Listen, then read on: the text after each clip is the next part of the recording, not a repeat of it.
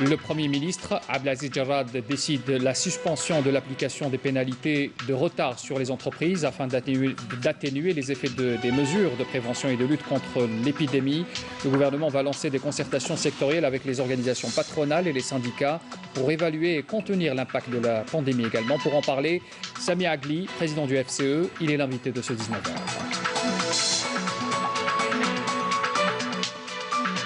Et puis le dernier bilan du Covid-19 a été rendu public tout à l'heure.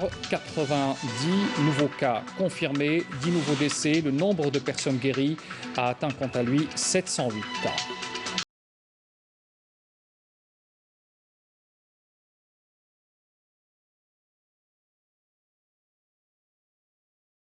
Pour l'essentiel des titres que nous allons développer ce soir, d'abord ce message présidentiel.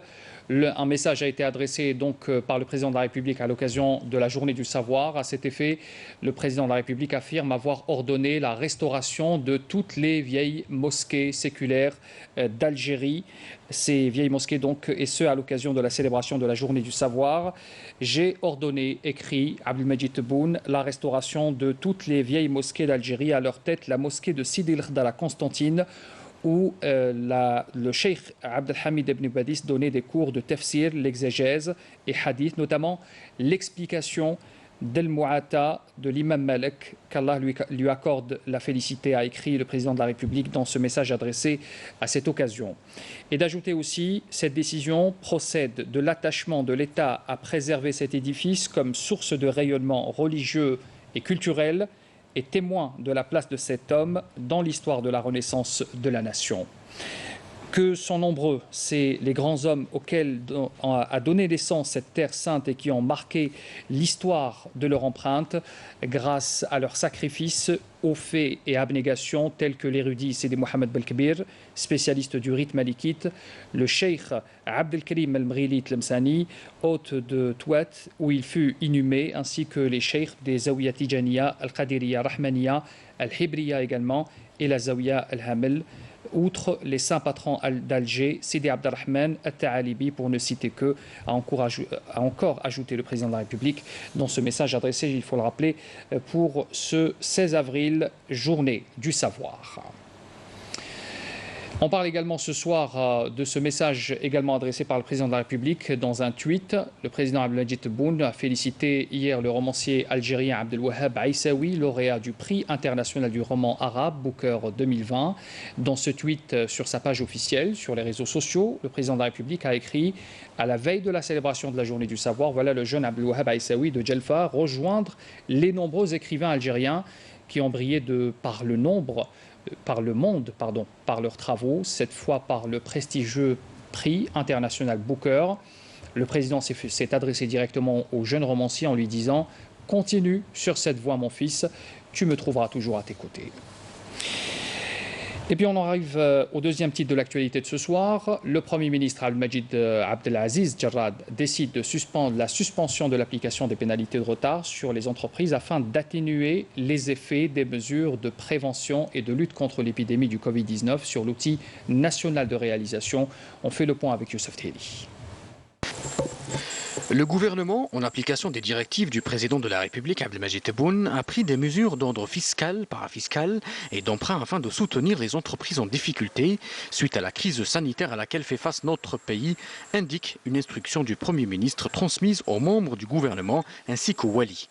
Cependant, l'évolution de la situation sanitaire liée à l'épidémie du Covid-19 et les effets induits par les mesures de prévention et de lutte contre cette épidémie ont impacté négativement l'outil national de réalisation qui subit de plein fouet le ralentissement de son activité en raison du retard d'approvisionnement en matériaux et en matières premières et de l'indisponibilité de la main-d'œuvre en raison de la suspension temporaire des moyens de transport, note le document.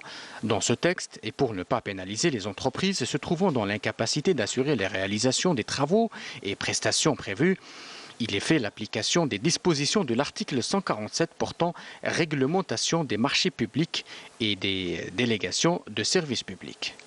Cet article prévoit la suspension des délais contractuels et la non-application des pénalités financières de retard dans la limite fixée par les ordres d'arrêt et de reprise des services pris en conséquence par le service contractant. En conséquence, Pour tous les marchés publics de l'État, des collectivités locales, des organismes et des établissements publics, les pénalités de retard ne seront pas appliquées à compter de la date de publication du décret exécutif du 21 mars 2020 relatif aux mesures de prévention et de lutte contre la propagation du coronavirus, indique la même source. Le document précise que les dispositions de l'article 147 du Code des marchés publics doivent être appliquées par les maîtres d'ouvrage sur demande des entreprises contractantes. Par ailleurs, et afin d'amortir les conséquences financières de cette crise sur les entreprises publiques et privées de réalisation et sur l'emploi, le ministre des Finances est chargé de notifier en urgence aux différents maîtres d'ouvrage les crédits de paiement et de réévaluation nécessaires au paiement des créances détenues par ces entreprises au titre de la commande publique, précise l'instruction. Enfin, le gouvernement continuera d'examiner l'ensemble des voies et moyens permettant de répondre aux difficultés que les entreprises algériennes rencontrent en raison de cette crise sanitaire, souligne la note du Premier ministre qui attache la plus haute importance à l'application rigoureuse et diligente de la présente instruction. Et puis il faut se rappeler également, le Premier ministre Abdelaziz Jarrad avait instruit hier aussi les membres du gouvernement de lancer des concertations sectorielles avec les organisations patronales et syndicales pour évaluer et contenir l'impact de la pandémie du Covid-19 sur l'entreprise et la vie économique. Naïma Chekchek. Préservation de l'outil national de production, sauvegarde de l'emploi et reprise de la croissance dans cette conjoncture exceptionnelle que traverse le pays du fait du coronavirus.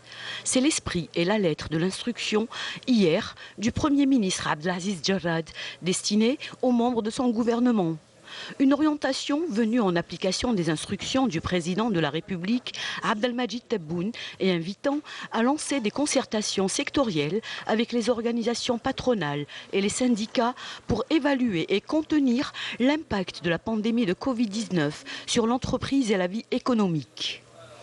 Un impact naturellement induit par toutes les mesures de prévention prises par l'État pour lutter contre le coronavirus. Chacun dans son domaine d'activité, les membres du gouvernement sont ainsi invités à réfléchir de concert avec le monde de l'entreprise, patronat, associations et syndicats pour atténuer les effets des mesures impératives adoptées par l'État pour lutter contre le coronavirus. En effet, précise le Premier ministre Abdelaziz Jarrad, les mesures prises par les pouvoirs publics pour la prévention et la lutte contre la pandémie impactent directement la vie économique et l'emploi, ce qui nécessite une solidarité nationale d'envergure pour le maintien de l'activité économique, la préservation de l'emploi et la prise par l'État de mesures de régulation rendues nécessaires par cette conjoncture. L'effort commun devra s'orienter d'abord sur l'évaluation par secteur d'activité des impacts de la crise sanitaire sur la situation financière et de l'emploi des entreprises en tenant compte des différentes mesures déjà mises en œuvre par les pouvoirs publics dans les domaines bancaires, fiscal, parafiscal et celui des marchés publics, instruit encore le Premier ministre. Celui-ci qui ajoute que le strict respect des mesures de prévention et de lutte contre le coronavirus demeure une exigence tout en travaillant à la préservation de l'activité économique en concertation avec les organisations patronales et leurs corollaires, les syndicats. Selon l'instruction du Premier ministre, les membres du gouvernement sont tenus d'organiser cette concertation dans les plus brefs délais. Abdelaziz Jarrad a précisé que les recommandations revêtant un caractère urgent seront soumises aux hautes autorités du pays avant le 23 avril en cours. Le Forum des chefs d'entreprise, le FCE, s'est dit, lui, très satisfait de cette instruction du Premier ministre.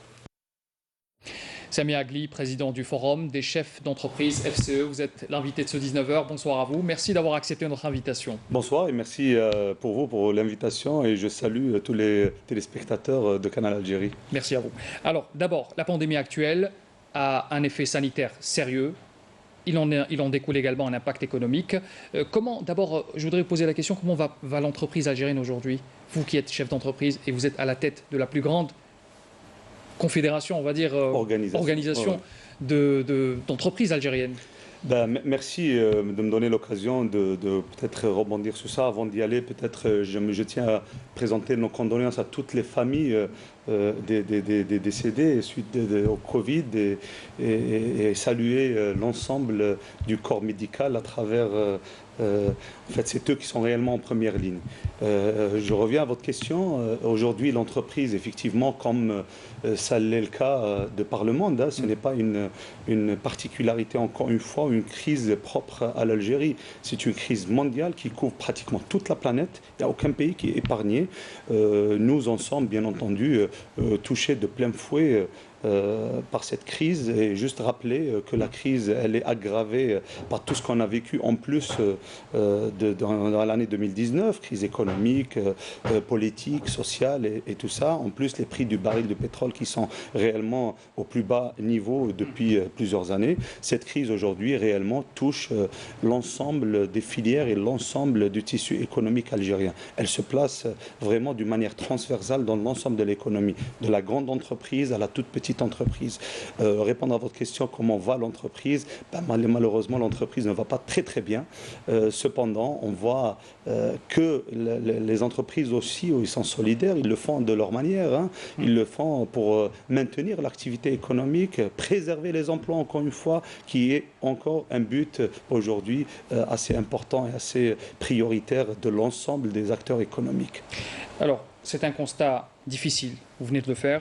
Alors, on revient sur l'actualité qui intervient aujourd'hui et même hier, cette décision qui a été prise donc, par le Premier ministre concernant ces concertations dont on parle. Ces concertations vont concerner donc le gouvernement, le patronat, les syndicats également. Quels sont les points que vous allez soulever de votre côté, vous les patronats, enfin les chefs d'entreprise? Quels sont les points les plus importants que vous attendez de soulever avec les partenaires? Déjà, avant d'y aller, il faut saluer cette démarche, que c'est une démarche de concertation. Nous, pour rappel, nous avons demandé la concertation depuis le mois de septembre passé, que nous sommes en train de parler et de tirer la sonnette d'alarme sur les risques énormes sur l'économie. Et aujourd'hui, nous en sommes doublement heureux parce que nous avons, en mois de mars, eu à rencontrer plusieurs responsables des ministres et nous avons écrit... Il y a cette écoute Complètement. Oui. Il faut le dire encore une fois d'une manière totalement honnête. Nous avons trouvé beaucoup d'écoute et beaucoup d'ouverture. De réactivité. Oui. Nous avons écrit au Premier ministre pendant le mois de mars. J'ai vu que beaucoup de nos propositions, et encore une fois, c'est nos propositions qui ont été faites parce que nous sommes force de proposition et on se considère partenaire des pouvoirs publics. Mais nos propositions, en fait, parlent à l'ensemble des organisations patronales. Quand on demande un report aujourd'hui de paiement sur la partie fiscale, par exemple, ça concerne l'ensemble des acteurs économiques. Il faut éclaircir ce point particulièrement, M. Hagli. Vous demandez un report parce qu'il y a eu quelques informations qui ont fuité, qui parlaient d'une annulation. Vous réfutez ces informations aujourd'hui? Complètement. Alors, juste pour rappel, nous n'avons jamais parlé d'amnistie. D'amnistie fiscale. Les gens, peut-être, on a parlé de report, d'accompagnement. Peut-être l'amnistie, c'est les TPE, PME qui risquent le plus. Après, encore, c'est pas une amnistie, peut-être une période où afin de reprendre. Mais aujourd'hui, encore une fois, parler d'amnistie, c'est pas le but. Le but, c'est encore une fois de mettre la main dans la main avec les pouvoirs publics, patronat, pour trouver une solution. Parce que la crise, pour rappel, c'est une crise du pays. Ce n'est pas une crise propre à l'entreprise ou à un secteur ou une filière. C'est l'autre pays aujourd'hui qui est en crise. Il faudrait mettre la main dans la main pour qu'on puisse réellement s'en sortir. Nous avons fait plusieurs propositions et nous en sommes encore doublement heureux parce qu'une de nos propositions, c'était la concertation et nous avons clairement demandé la création d'une task force pour faire de la veille économique du Covid et surtout pour l'après-Covid. Et donc, les décisions qui ont été prises également aujourd'hui concernant les mesures fiscales, parafiscales, oui. C'est une attente c'est une demande que vous avez formulée, qui a été donc satisfaite aujourd'hui. Quelle est la prochaine étape, pour être précis? Nous, en tant que forum des chefs d'entreprise, nous avons reçu avec beaucoup de satisfaction ces décisions courageuses, parce que, encore une fois, c'est très compliqué aujourd'hui de décider. On a demandé le report, par exemple, et j'ai eu le grand plaisir d'échanger avec le ministre du Travail, et d'une manière encore très sereine et très ouverte. Il était aussi très ouvert, très à l'écoute. Et aujourd'hui, on voit qu'il y a des décisions qui ont été prises sur le report, par exemple, de 30 jours. C'est pas beaucoup, mais sur la cotisation, la partie cotisation, beaucoup plus sur la partie CACOBAT, pour la partie d'autres parties, mais c'est déjà un acquis. c'est déjà un acquis, et surtout un accompagnement total de l'administration encore de son département pour accompagner les entreprises, pour faire des échéanciers, vraiment un accompagnement au cas par cas s'il le faut. D'autres mesures ont été prises sur par exemple la libération et cet arrêt, je dirais, des pénalités de retard pour les entreprises engagées dans les marchés publics. Encore une fois, c'était une de nos demandes et nous en sommes encore heureux de voir qu'il y a de la réactivité sur ce plan-là. Et quand on dit une de nos demandes, c'est encore la demande de l'ensemble de la communauté d'affaires. Beaucoup de choses se font et nous en sommes très heureux par rapport à ça. Beaucoup de choses aussi sont attendues, il faut le dire, mais nous avons totalement confiance parce qu'encore une fois, il y a de la confiance aujourd'hui entre l'échange, vraiment un échange ouvert, basé sur la confiance et de l'écoute. Je pense qu'on pourra réellement réussir les choses ensemble. Mais j'aimerais profiter aussi pour parler un peu de cette conséquence du Covid, parce que le Covid, effectivement, a tué des hommes et va tuer beaucoup d'entreprises. Mais on sortira, je suis certain qu'on va sortir vainqueur de cette pandémie-là. On sortira vainqueur de plusieurs manières. Vainqueur déjà contre l'épidémie elle-même, vainqueur avec un acquis incroyable qui est une armée de blouses blanches qui sont là aujourd'hui à nos côtés. Et on les salue ce soir. Et on les salue ce soir encore plus que jamais. Et encore une fois, vainqueur d'une autre manière, car nous avons aujourd'hui une prise de conscience collective de la communauté d'affaires pour faire réellement mettre et parler d'une seule voix et du côté des pouvoirs publics d'une manière encore une fois saine et d'une manière constructive. Nous sommes complètement solidaires et un acquis, je pense, incroyable pour un peu juste donner un message au monde que l'Algérie et les Algériens sont complètement unis et ils parlent d'une seule voix et il n'y a pas de place aujourd'hui à la division, il y a une place uniquement à l'union et au rassemblement. Merci pour ce message d'espoir, ce message de solidarité. Sami Agli, je rappelle, vous êtes le président du Forum des chefs d'entreprise FCE. Vous étiez notre invité ce soir pour ce 19h. Alors, pour l'actualité, on revient juste sur le message, bien sûr, du président de la République. C'est l'actualité de ce mercredi, ce message adressé à l'occasion du 16 avril, journée du savoir. Le président de la République donc, a adressé un message à l'occasion de cette journée, dont voici le texte intégral.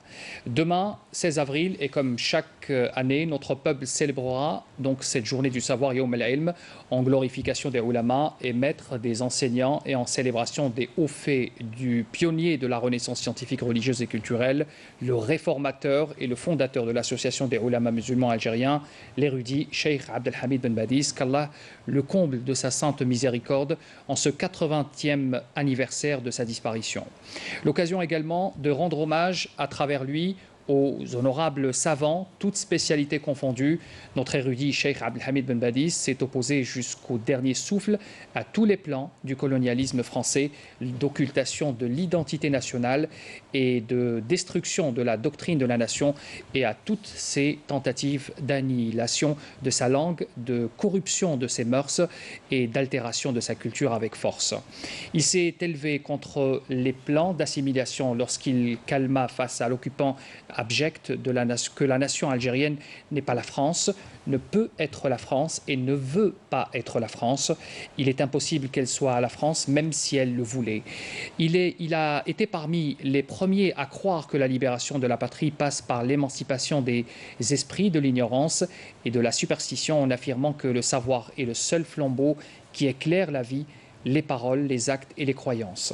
À cette occasion, j'ai ordonné la restauration de toutes les vieilles mosquées d'Algérie, à leur tête la mosquée Sidi el-Khdar à Constantine, où le cheikh Abdelhamid Ben Badis donnait des cours de tafsir, exégèse et hadith, notamment l'explication de l'Mu'ata de l'imam Malik, qu'Allah lui accorde la félicité. Cette décision procède de l'attachement de l'État à préserver cet édifice comme source de rayonnement religieux et culturel et témoin de la place de cet homme dans l'histoire de la renaissance de la nation.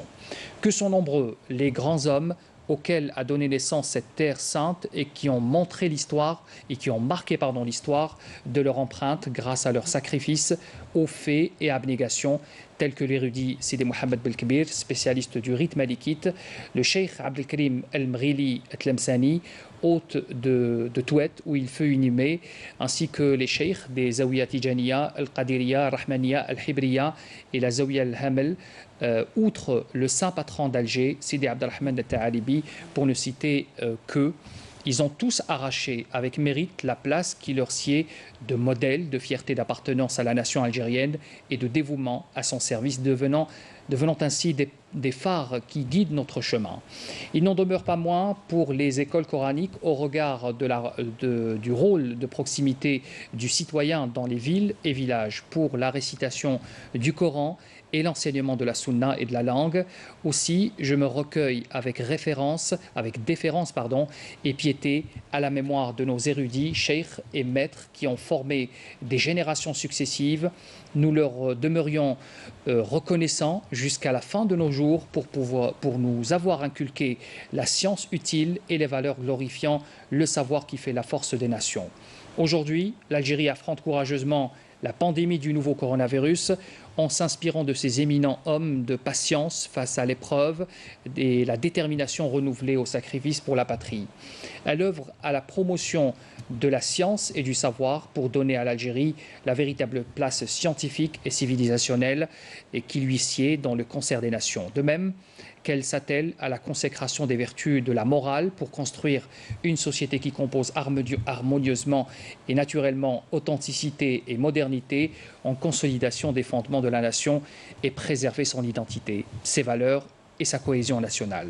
À cette occasion, je réitère une promesse faite devant vous lors de mon discours de prestation de serment et soutenir matériellement et socialement l'enseignant et le chercheur pour opérer une réelle renaissance nationale où l'école sera réhabilitée dans ses 3 paliers, où l'État recouvrera son autorité et où ses enfants, filles et garçons, se livrent à la concurrence au service de leur pays avec abnégation, en s'inspirant de leurs vaillants aïeux et de la déclaration du 1er novembre qui demeurera à jamais une source d'inspiration, voire la référence même de notre politique. En rendant hommage aussi à la famille de l'éducation et de l'université, les porteurs de la pensée qui se consument pour éclairer la voie aux générations montantes. Je ne peux qu'éprouver la peine et la tristesse de ne pouvoir célébrer cette année la journée du savoir et voir la joie de nos enfants heureux et fiers de chanter l'érudit réformateur Abdelhamid Ibn Badis et ses hauts faits. Mais face à la volonté de Dieu, nous ne pouvons que nous résigner. Cette situation de crise nous a permis de découvrir nos capacités scientifiques fortes de nos médecins qui sont à l'avant-garde de la lutte contre cette pandémie. Elle a aussi offert à notre jeunesse l'occasion de s'affirmer et de mettre en avant ses capacités et toute sa force d'interaction avec les épreuves que traverse le peuple, et ce à travers un apport quotidien et des initiatives qui s'ajoutent à l'effort national visant à un retour à la normale. Ces initiatives dénotent la compétence scientifique de nos jeunes en matière d'innovation, de moyens, d'équipements et de plateformes numériques, voire d'actions bénévoles à même d'alléger les souffrances des malades et la pression qui pèse sur le personnel soignant. Toutefois, ces efforts demeurant insuffisants si un quelconque relâchement venait à être enregistré concernant le respect des mesures préventives et de confinement. L'occasion m'est offerte pour réitérer mon appel à tous les citoyens alors que nous nous rapprochons du bout du tunnel quant à l'impératif de mobiliser tous nos moyens humains, matériels et financiers pour plus de discipline, de vigilance et d'entraide dans l'intérêt de tous et pour prémunir notre pays contre tout malheur. Avec l'aide de Dieu, nous sortirons vainqueurs de cette épreuve. Vive l'Algérie. C'était donc le message intégral qui a été adressé par le président de la République à la veille de la journée du savoir ce 16 avril. Dans l'actualité aussi, les services de sécurité ont procédé à l'arrestation d'un individu suspecté d'avoir publié une soi-disant copie du projet de révision de la Constitution sur les réseaux sociaux. L'individu en question est originaire de la wilaya de Chlef. Dans le même sillage, les services de sécurité ont arrêté aussi un autre individu de la wilaya de Tiaret. Ce dernier est suspecté d'avoir publié sur les réseaux sociaux une fausse copie d'une correspondance ministérielle portant une fausse signature du ministre de l'Intérieur et des collectivités locales concernant une prime spéciale Covid-19 pour les agents de la protection civile. Les 2 suspects seront présentés devant le procureur de la République. Et puis dans une entrevue accordée au quotidien Al-Khabar paru dans son édition d'aujourd'hui, le ministre de la Communication, porte-parole du gouvernement Ammar Belhimar, a affirmé ce mercredi que l'application de la loi de l'offre et de la demande en matière de distribution de la publicité publique requiert d'abord un assainissement du secteur après des années de corruption ayant favorisé la dilapidation des deniers publics par les forces externes à l'information et des clans politiques. Au sujet des délais de satisfaction, les revendications des professionnels de la presse relatives à la libération de la publicité publique et institutionnelle, Belhimer a fait savoir que la publicité publique représentait 65% du marché publicitaire global et que c'est là un soutien indirect à la presse algérienne, tant publique que privée. Pour ce qui est de la suspension de certains journaux électroniques, Belhimer a tenu à préciser que ce ne sont que 2 cas exceptionnels, en l'occurrence Maghreb Émergent et Radio M Post, gérés par un journaliste qui se livrait à la diffamation, la calomnie et l'insulte à l'encontre du président de la République, franchissant ainsi toutes les limites de la décence et de la morale et de la loi également. Néanmoins, a-t-il poursuivi, cette suspension se veut une suspension conservatoire en attendant l'achèvement des procédures de poursuite judiciaire conformément aux dispositions du Code pénal et du Code de l'information. Quant à la promulgation de la loi, en soi, le ministre a indiqué que son élaboration se fera sur des bases de rigueur, d'écoute, de dialogue constructif et de débat constant avec les gens du métier, les spécialistes et les experts. On poursuit ce journal avec le bilan journalier du coronavirus. 90 nouveaux cas confirmés de Covid-19 et 10 nouveaux décès ont été enregistrés en Algérie, portant ainsi le nombre total de cas confirmés à 2160 et celui des décès à 336. Et puis concernant le nombre de guéris, le docteur Fourard a fait savoir que le nombre avait augmenté. 708 personnes sont totalement guéries et ont pu quitter les établissements hospitaliers. Je vous invite à écouter la déclaration du docteur Jamal Fourard. En Algérie, à ce jour, 2160 cas confirmés ont été notifiés au cours, dans 90 nouveaux cas durant les 24 dernières heures. 336 décès ont été notifiés, dont 10 au niveau, au cours des 72 dernières heures. Concernant les 2660 cas confirmés, il est à noter qu'ils sont répartis à travers 47 wilayas et que 26 wilayas n'ont pas notifié de cas à ce jour et 15 wilayas enregistrés. في مخص الوفيات ولاية البوليدة والجزائر العاصمة التي 53 ans et les personnes âgées de 60 ans et plus représentent près de 42% de l'ensemble des cas. Le nombre de cas cumulés de décès qui est de 336 est réparti à travers 38 wilayas. Il y a lieu de noter que 10 nouveaux cas de décès ont été enregistrés au niveau de 6 wilayas, 4 décès à Alger, 2 à Blida, 1 décès à Oran, Djidjel, Constantine et Sidi Blabès, sachant que la moyenne d'âge des décès est de 64 ans. Néanmoins, 74% des décès sont âgés de 60 ans et plus. Le nombre total de patients guéris et qui ont quitté les établissements hospitaliers est de 708 et 3213 malades sont sous traitement dans le cadre du protocole thérapeutique, 1321 cas confirmés au laboratoire et 1892 cas à l'imagerie médicale. Il est à noter que le taux d'occupation des lits de réanimation est de 17% et que 20 patients ont quitté les services de réanimation intensive. En conclusion, il y a lieu de mentionner que le respect des conditions d'hygiène individuelle et collective et le confinement est primordial pour réduire le risque de transmission et faire face à l'épidémie.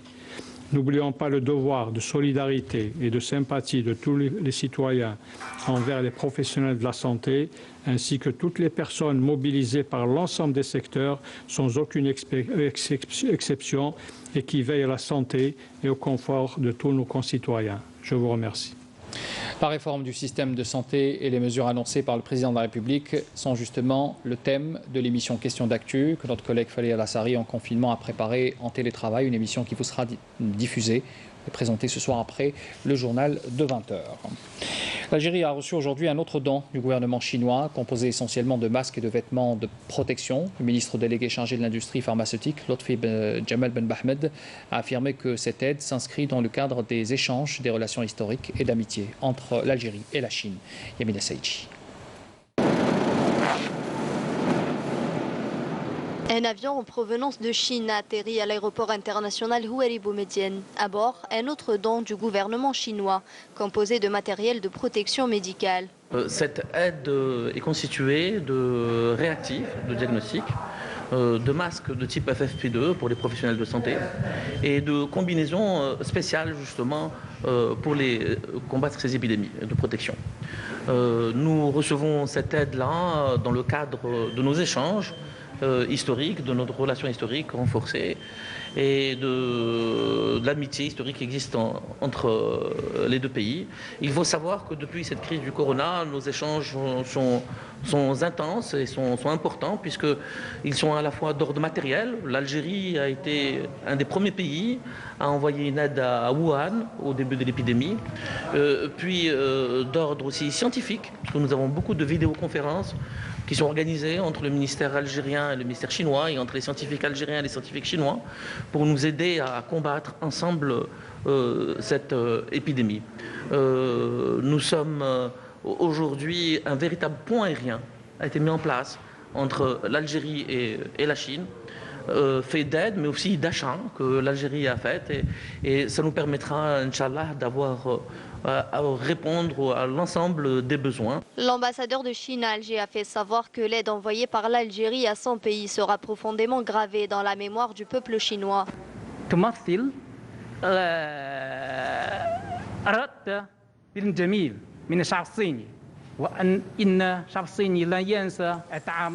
Ces aides constituent la meilleure preuve de l'amitié entre nos deux peuples. Cela restera gravé dans la mémoire du peuple chinois.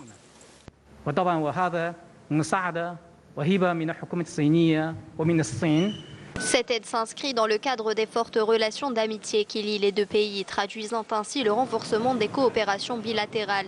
D'autres vols sont programmés les jours à venir pour acheminer des aides plus importantes.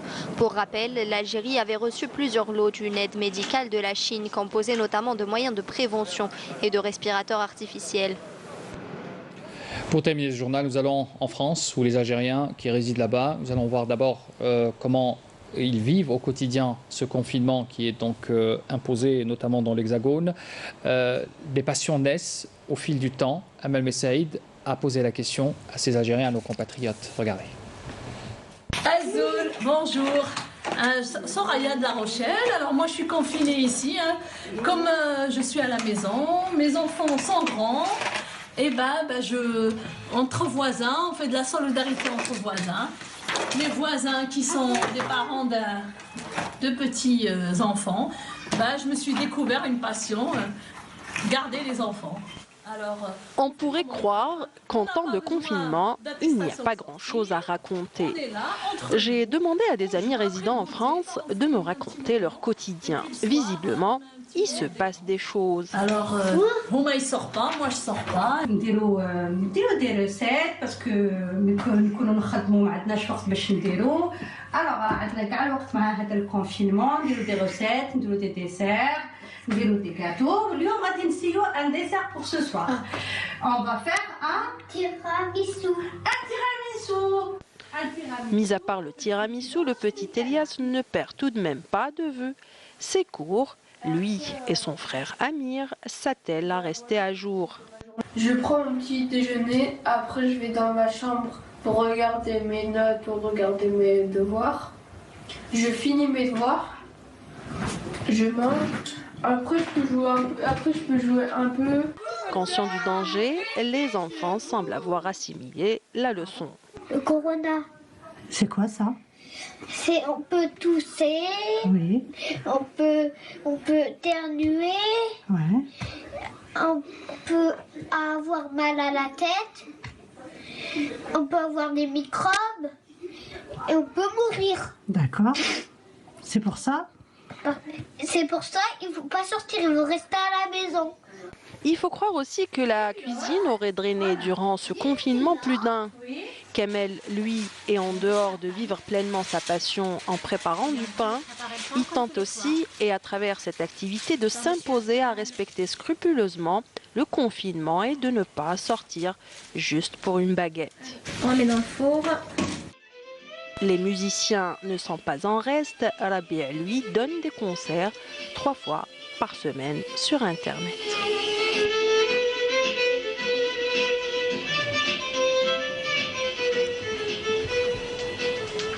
Le rappel des titres avant de clore ce journal.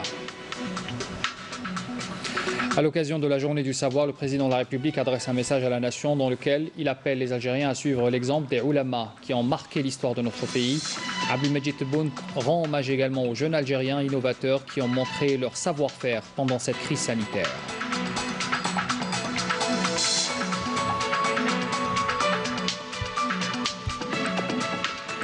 Le président de la République a félicité le romancier algérien Abdelwahab Aissaoui, lauréat du prix international du roman arabe Booker 2020.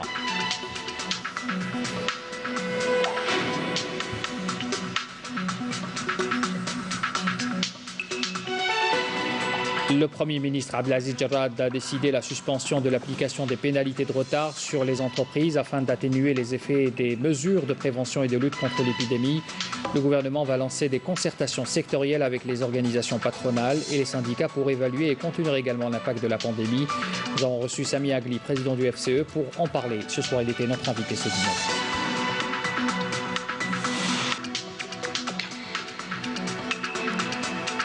Puis le dernier bilan du Covid-19 a été rendu public tout à l'heure. 90 cas confirmés et 10 nouveaux décès. Le nombre des personnes guéries a atteint 708.